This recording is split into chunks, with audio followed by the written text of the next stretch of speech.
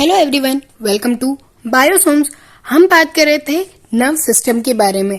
Last time हमने बात की थी कि कैसे हमारा ब्रेन कंट्रोल करता है। तो चलिए आज हम बात करते हैं सेंट्रल नर्व सिस्टम और पेरिफेरल नर्व सिस्टम के बारे में।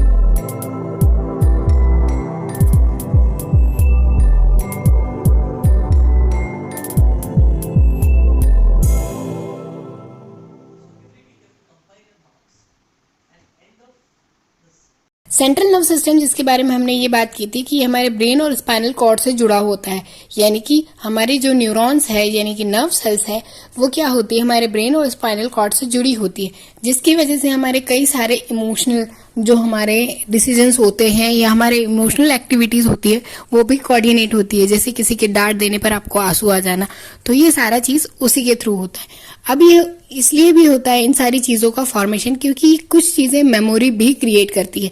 जैसे हमने पिछले लेक्चर में बात की थी कि आप यदि गर्म चीज को छुएंगे और एक बार आपको उसका अंदाजा हो जाता है कि हाँ ये चीज गर्म है, तो क्या आप उसे बार बार करते हैं? नहीं। तो आपके जितने भी सेंसरी मोशंस हैं, सारी जो चीजें हैं जिन पर आपका कंट्रोल नहीं है, उन चीजों पर सेंट्रल नर्व सिस्टम का कंट्रोल होता है। एक्चुअल में जैसे आपका हार्ट रेट बढ़ना, आपकी बॉडी का टेम्परेचर बढ़ना, आपकी ब्रीथिंग, आपका इमोशनल होना या मूड स्विंग्स होना, इन सारी चीजों पर इनका कंट्रोल होता है। साथ में हमारी जो मेमोरीज है और मेमोरी में चीजें एक्टिवेट रखने का काम जो करता है वो भी सेंट्रल नर्व सिस्टम करता है, यानी कि आपके ब्रेन से लगाकर आपके स्पाइनल कॉर्ड तक का एरिया आपका सेंट्रल नर्व सिस्टम कहलाता है। अब हम बात करते हैं पेरिफेरल नर्व सिस्टम के बारे में। जो ब्रेन और स्पाइनल कॉर्ड को छोड़कर हमारी बॉडी में जितनी भी नर्व सेल्स फैली होती है वो पेरिफेरल नर्व सिस्टम के अंतर्गत आती है। पेरिफेरल नर्व सिस्टम में बहुत सारे हमारे सेंस ऑर्गन्स जुड़े होते हैं जो कि सिग्नल तो ब्रेन तक पहुंचाते हैं। ऐसा नहीं होता कि हमारे जो पेरिफेरल नर्व सिस्टम है उसके सिग्नल्स हमारे ब्रेन तक नहीं जाते। ये भी सेंट्रल नर्व सिस्टम के एक पार्ट से जुड़ी हुई होती है, जिसकी वजह से हमारी ब्रेन तक इसके जो इन्फॉर्मेशन है वो जाती है।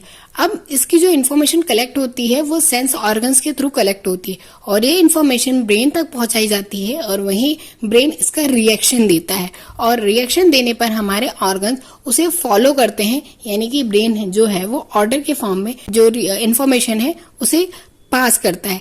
इसे हम पेरिफेरल नर्व सिस्टम कहते हैं। अब हम बात करें कि ये कैसे फंक्शन करता है हमारा नर्वस सिस्टम। तो नर्वस सिस्टम में कंडक्शन और ट्रांसमिशन ऑफ नर्व इम्पल्स होता है, यानी कि जो इन्फॉर्मेशन हमने कैरी की है वो नर्व इम्पल्स के फॉर्म में, यानी कि इलेक्ट्रिक और केमिकल इन्फॉर्मेशन के फॉर्म में हमारी बॉडी में डिस्ट्रीब्यूट होती है। और वहीं जैसे ही हमारी बॉडी में डिस्ट्रीब्यूट होती है उसमें हमारा जो सिनेप्स है वो सिनेप्स के थ्रू, सिनेप्स मतलब जहां पर एक एक्सॉन और एक डेंड्राइट्स आपस में मिलते हैं और इन्हें न्यूरोट्रांसमीटर कहा जाता है।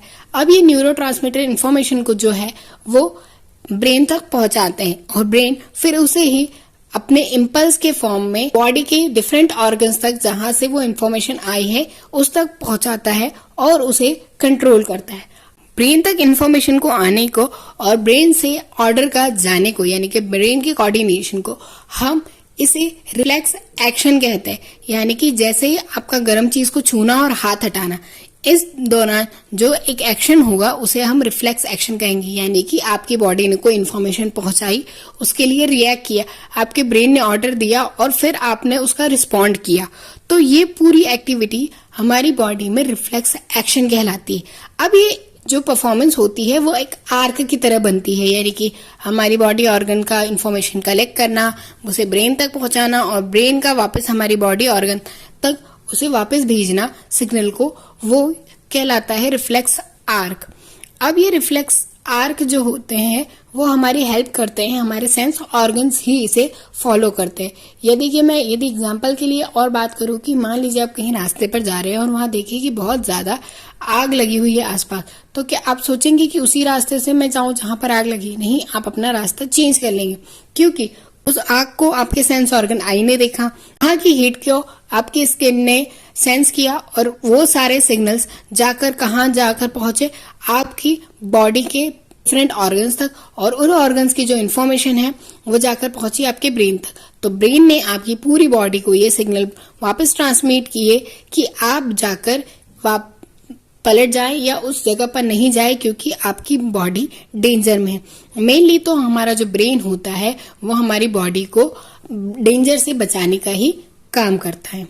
जो एक्शन को परफॉर्म करते हैं, यानी कि जो सेंस ऑर्गन उन एक्शन को परफॉर्म करते हैं या जो मसल्स को परफॉर्म करते हैं, उन न्यूरॉन्स को या उन ऑर्गन्स को हम मोटर न्यूरॉन्स कहते हैं, यानी कि जो उस एक्शन को परफॉर्म करे। जैसे मोटर चलने पर गाड़ी चलती है या बोलते हैं कि ये मोटर चल रही है तो फंक्शन हो रहा है, वैसे ही इन ऑर्गन्स को मोटर न्यूरॉन्स कहते हैं। अब ये जो सिग्नल होते हैं वो इलेक्ट्रिक के फॉर्म में या केमिकल के फॉर्म में हमारी बॉडी में जनरेट होते हैं। और जैसे हमने बात की कि एक्शन आपको स्लो लगता है, बट इतना स्लो नहीं होता, ये बहुत फास्ट होता है, विद इन अ सेकेंड ये प्रोसीजर होती है। आई होप कि ये लेक्चर आपको समझ में आया होगा, तो प्लीज वीडियो को लाइक कीजिए, शेयर कीजिए, चैनल को सब्सक्राइब कीजिए। Thanks for watching.